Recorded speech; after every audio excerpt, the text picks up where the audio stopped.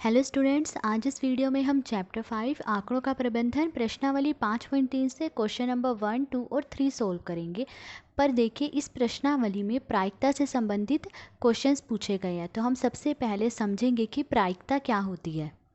देखिए, प्रायिकता क्या होती है। किसी घटना के होने की संभावना को प्रायिकता कहते हैं। जैसे कि हम कहें कि आज बारिश होगी, तो ये संभावना है बारिश हो भी सकती है और नहीं भी हो सकती। तो ये क्या है, प्रायिकता है कि बारिश हो सकती है, नहीं भी हो सकती। ठीक है। ऐसी दूसरा उदाहरण लीजिए, जैसे कि अगर हम एक सिक्के को उछालें, सिक्का जैसे कि ये जो 1 रुपये 2 रुपये के सिक्के होते हैं ना, अगर हम एक सिक्के को उछालें तो या तो हेड आएगा या फिर टेल आएगा।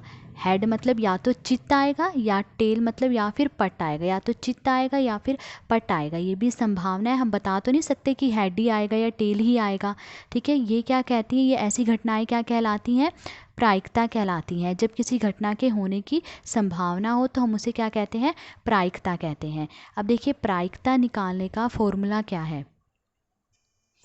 तो देखिए, प्रायिकता पता करने का, निकालने का फॉर्मूला क्या है, अनुकूल संभावनाएं बटे में कुल संभावनाएं। अनुकूल संभावनाएं मतलब आने की संभावनाएं, और बटे में कुल संभावनाएं, कुल कितनी संभावनाएं हैं। ठीक है। अब जैसे एक क्वेश्चन पूछा जाए हमसे कि एक सिक्के को उछालने पर चित्त मतलब कि हेड आने की प्रायिकता बताएं, क्या होगी। तो देखिए, चित्त मतलब कि हेड आने की प्रायिकता, फॉर्मूला क्या है, अनुकूल संभावनाएं मतलब आने की संभावनाएं। अब देखिए, चित्त आने की कितनी संभावनाएं हैं, चित्त एक ही है। ठीक है। तो उसके आने की संभावना भी कितनी होगी, एक होगी। ठीक है। फिर बटे में कुल संभावनाएं। अब कुल संभावनाएं देखिए कितनी है, 2 हैं। चित्त और पट मतलब हेड और टेल, तो 1/2। तो ये था, हमने सीखा प्रायिकता कैसे निकालते हैं। प्रायिकता का फॉर्मूला क्या है, अनुकूल संभावनाएं मतलब आने की संभावनाएं बटे में कुल संभावनाएं। अब हम क्वेश्चन सोल्व करेंगे। क्वेश्चन 1 देखिए, इन प्रयोगों में आप जो परिणाम देख सकते हैं उन्हें लिखिए। ए पार्ट दिया गया है पहिए को घुमाना। जब हम पहिए को घुमाएंगे तो हमें क्या परिणाम प्राप्त हो सकते हैं वो हमें बताने हैं। तो देखिए, यहाँ पर ये पहिए की आकृति दी गई है और इसके 5 हिस्से हैं, 1 2 3 4 5, और इन पे क्या लिखा गया है, ABCDA। और ये एक तीर का निशान है, या ये कहिए एक सूचक है। तो जब हम इस पहिए को घुमाएंगे, ठीक है, और जब ये घूमना बंद होगा तो ये तीर का निशान किस किस पे रुक सकता है, ये ए पे रुक सकता है, या बी पे रुक सकता है, सी पे रुक सकता है, या डी पे रुक सकता है, या ए पे रुक सकता है। अब देखिए, चाहे ये इस पे रुके या इस पे रुके, है तो ये दोनों ए ही, तो लिखेंगे तो हम ए ही ना। तो पहिए को घुमाने पर हमें परिणाम क्या प्राप्त होंगे, ABCD। तो देखिए, पहिए को घुमाने से प्राप्त परिणाम होंगे ABC और D। नेक्स्ट बी पार्ट देखिए, 2 सिक्कों को एक साथ उछालना। तो जब हम 2 सिक्कों को एक साथ उछालेंगे तो हमें क्या परिणाम प्राप्त होंगे। देखिए, सिक्के के एक तरफ हेड होता है और एक तरफ क्या होता है, टेल होता है। तो जब हम सिक्के को उछालते हैं तो या तो हेड आता है या फिर टेल आता है। पर अब यहाँ पर हम 2 सिक्कों को एक साथ उछाल रहे हैं, तो जब हम 2 सिक्कों को एक साथ उछालेंगे तो क्या परिणाम प्राप्त होंगे। तो देखिए, जब हम उन दोनों सिक्कों को एक साथ उछालेंगे तो हो सकता है उन दोनों ही सिक्कों में हेड आ जाए, पहले वाले सिक्के में भी हेड आ जाए, दूसरे वाले सिक्के में भी हेड आ जाए। तो 2 सिक्कों को एक साथ उछालने से प्राप्त परिणाम होंगे हेड हेड। हो सकता है पहले में भी हेड आ जाए और दूसरे में भी हेड आ जाए, या फिर ये हो सकता है कि दोनों ही सिक्कों में क्या आ जाए, टेल आ जाए, पहले सिक्के में भी टेल आ जाए और दूसरे सिक्के में भी टेल आ जाए। या फिर ये हो सकता है कि जब हम दोनों सिक्कों को एक साथ उछाल रहे हैं तो हो सकता है पहले वाले सिक्के में हेड आ जाए और दूसरे वाले सिक्के में क्या आ जाए, टेल आ जाए।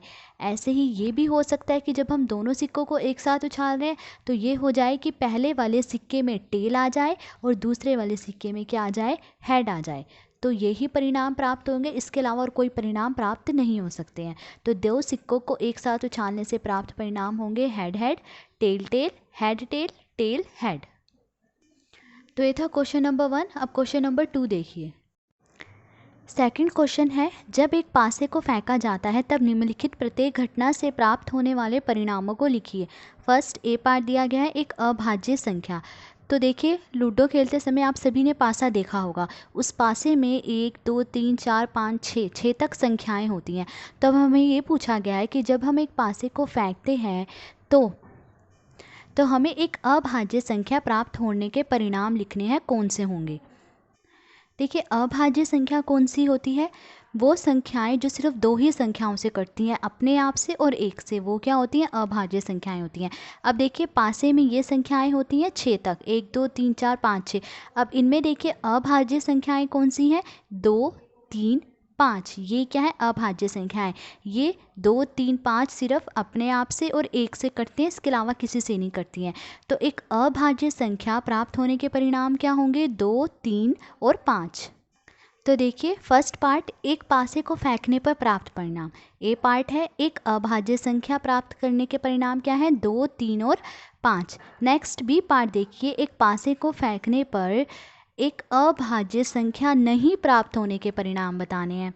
तो देखिए पासे में 1 से 6 तक ये संख्याएं हैं, तो इनमें से देखिए 2 3 और 5 ये तो अभाज्य संख्याएं हैं।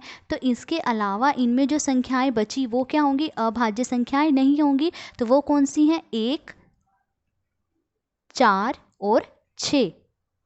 तो एक अभाज्य संख्या नहीं प्राप्त होने के परिणाम 1 4 और 6 हैं। नेक्स्ट सेकंड पार्ट देखिए, 5 से बड़ी एक संख्या। तो पासे को फेंकने पर 5 से बड़ी एक संख्या प्राप्त होने के परिणाम।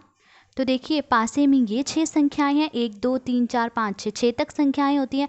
तो 5 से बड़ी एक संख्या प्राप्त होने के परिणाम क्या है, 6। 5 से बड़ी यही संख्या है 6। तो सेकंड पार्ट देखिए, एक पासे को फेंकने पर प्राप्त परिणाम। ए पार्ट 5 से बड़ी एक संख्या क्या है, 5 से बड़ी एक संख्या प्राप्त करने का परिणाम 6। नेक्स्ट बी पार्ट देखिए, एक पासे को फेंकने पर 5 से बड़ी संख्या नहीं प्राप्त होने के परिणाम। तो देखिए 5 से बड़ी संख्या नहीं प्राप्त होने के परिणाम कौन से होंगे, 1 2 3 4 और 5, ये क्या होंगे, 5 से बड़ी नहीं संख्या प्राप्त होने के परिणाम। तो 5 से बड़ी संख्या नहीं, 1 2 3 4 और 5 हैं। क्वेश्चन नंबर 3 देखिए, ज्ञात कीजिए प्रश्न 1 में सूचक के डी पर रुकने की प्रायिकता। तो देखिए हमने क्वेश्चन 1 का ये ए पार्ट सोल्व किया था। अब हमसे ये पूछा गया है कि सूचक के, तो ये जो 3 का निशान है ये क्या है, सूचक है।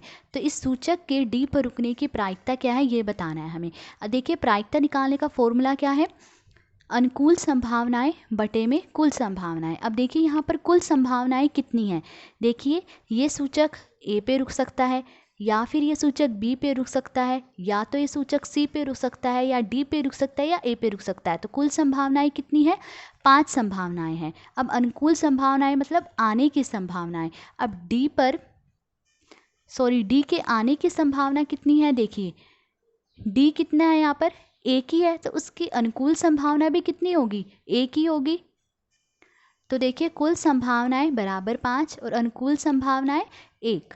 तो सूचक के डी पर रुकने की प्रायिकता क्या होगी, अनुकूल संभावनाएं बटे में कुल संभावनाएं, मतलब 1 बटे में 5। ठीक है, ये था ए पार्ट। नेक्स्ट बी पार्ट देखिए, बी पार्ट है अच्छी प्रकार से फेंटी हुई 52 ताशों की एक गड्डी में से एक इक्का प्राप्त करने की प्रायिकता बताइए। तो देखिए 52 ताशों की एक गड्डी है, उसमें से एक इक्का प्राप्त करने की प्रायिकता हमें बतानी है, क्या होगी। तो देखिए प्रायिकता निकालने का फॉर्मूला क्या है, अनुकूल संभावनाएं बटे में कुल संभावनाएं। अब देखिए कुल संभावनाएं कितनी हैं, कुल ताश के पत्ते कितने हैं, 52, तो कुल संभावनाएं भी कितनी होंगी, 52 होंगी। अब देखिए ताश के पत्तों में इक्के कितने हैं, 4 इक्के होते हैं, तो अनुकूल संभावनाएं कितनी होंगी, 4। तो देखिए कुल संभावनाएं 52, अनुकूल संभावनाएं बराबर 4। तो एक इक्का प्राप्त करने की प्रायिकता, अनुकूल संभावनाएं बटे में कुल संभावनाएं, मतलब 4 बटे में 52। अब इन दोनों को काट लेंगे, दोनों 4 के पहाड़े से कट जाएंगे, 4 एकम 4, 52 को 4 से काटेंगे तो क्या आएगा, 13। तो एक इक्का प्राप्त करने की प्रायिकता कितनी है, 1 बटे 13। नेक्स्ट सी पार्ट देखिए, सी पार्ट देखिए, एक लाल सेब प्राप्त करने की प्रायिकता दी हुई आकृति से देखिए। तो अब हमें एक लाल सेब प्राप्त करने की प्रायिकता बतानी है, और यहाँ पर हमें ये आकृति दी गई है। तो देखिए प्रायिकता निकालेंगे, तो प्रायिकता निकालने का फॉर्मूला अनुकूल संभावनाएं बटे में कुल संभावनाएं। तो अब देखिए कुल संभावनाएं कितनी हैं, कुल सेब कितने हैं यहाँ पर, 1 2 3 4 5 6 7, 7 सेब हैं। तो कुल संभावनाएं कितनी हो गई, 7 हो गई। अब अनुकूल संभावनाएं देखिए, यहाँ पे देखिए लाल सेब कितने हैं। ये जो आर लिखा है वो रेड है, रेड मतलब लाल, और जो जी लिखा है ये ग्रीन है, ग्रीन मतलब हरा। तो देखिए लाल सेब कितने हैं यहाँ पर, 1 2 3 4, 4 लाल सेब हैं। तो अनुकूल संभावनाएं भी कितनी होंगी, 4। तो कुल संभावनाएं बराबर 7 और अनुकूल संभावनाएं 4। तो एक लाल सेब प्राप्त करने की प्रायिकता अनुकूल संभावनाएं बटे में कुल संभावनाएं, मतलब 4/7। तो ये आंसर, तो एक लाल सेब प्राप्त करने की प्रायिकता क्या है, 4/7। तो आज इस वीडियो में हमने क्वेश्चन नंबर 1, 2 और 3 सोल्व करा। अगर आपको वीडियो अच्छी लगी हो तो please like, share and subscribe. Thank you.